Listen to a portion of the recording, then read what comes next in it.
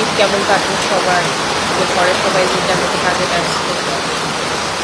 আমি ঈদের পরে আজকে প্রথম ছুটি নিয়ে আসলাম এবং আজকে এখানে ভীষণ বৃষ্টি। দেখো, মোটামুটি 1 ঘন্টা ধরে এভাবে বৃষ্টি হচ্ছে। আমি জানি না বৃষ্টির কারণে আমার কতটুকু কথা আপনারা শুনতে পাচ্ছে। খুব সুন্দর একটা প্রোডাকশন, আমার খুব পছন্দের এক ডিরেক্টর রোহিন খান, ওর সাথে কাজ করছি। কাজ করতে এসে সকালকে ভীষণ গরম, এখন এই মুহূর্তে সম্ভব বৃষ্টি হচ্ছে। আজকে শুটিং আমরা শেষ করতে পারবো কিনা জানি না বৃষ্টির কারণে, তবে বৃষ্টির মুহূর্তে সবার সাথে একটু গল্প করতে মন চাইবে, তাই চলে আসি। অবশ্য বুঝতে পারছি না যে আপনাদের সাথে গল্পটা করবো নাকি বৃষ্টি দিকেটা কিনবো। এখন কি পরিমাণে বৃষ্টি,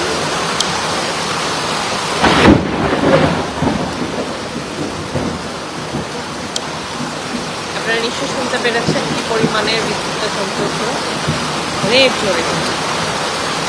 গতকালকেও ভীষণ বৃষ্টি হয়েছে ঢাকায় হঠাৎ করে। আমি রাস্তায় ছিলাম, একটা জায়গা থেকে শপিং করে বাড়ি ফিরছিলাম, তো সামহাও আমার গাড়ির ছাতা ছিল। ভাবলাম যে ভিজেই যখন যাচ্ছি একটু বৃষ্টি বিলাস করুন, তাতে অনেকক্ষণ বৃষ্টিতে ভিজছি এবং সেটা ছোট্ট একটা ভালো লাগার ভিডিও আপনাদের সাথে শেয়ার করেছি স্টোরিতে। রিল দেওয়ার সাহস পাইনি, কারণ দেখতে খুব একটা ভালো লাগছিল না, বৃষ্টিতে ভিজে ছুটতে হয়ে গিয়েছিল। আজকে মোটামুটি তাই, কিন্তু আশা করছি বৃষ্টিটা আর 1/2 ঘন্টার মধ্যে থেমে যায়।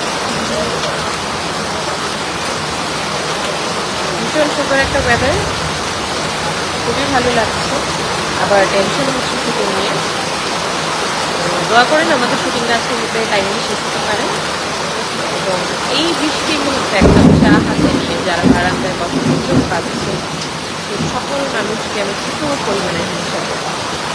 ধরেন এই সময় আমি যদি বাসায় থাকতাম, আমি 1 কাপ চা অথবা কফি, সাথে আমার একটা খুব পছন্দের গল্পের বই নিয়ে আমার দোলনাটায় থাকতাম। এবং যারাই মুহূর্তে বাসায় আছেন তারাই সুযোগটা মিস করবেন। আবার অনেকে আছে বৃষ্টির সময় ঘুমোতে পছন্দ করে কাঁথা মোড়া দিয়ে, কম্বল মোড়া দিয়ে। সো হোপফুলি সবাই যে যেখানে আছে বৃষ্টিটা উপভোগ করছেন। আর রাস্তার মাঝে যারা বৃষ্টিতে আটকে গেছে সবার জন্য সরি। অনেকে নিশ্চয়ই কোথাও যাচ্ছিলেন, কোনো গন্তব্যে রাস্তায় আটকে গেছে, আমাদের মতো অনেকেই কাজ আটকে গেছে, রিক্সাওয়ালা মামারা ভাড়া বাড়িয়ে ফেলেছে। মোটামুটি কারো পৌষ মাস কারো সর্বনাশই চলছে।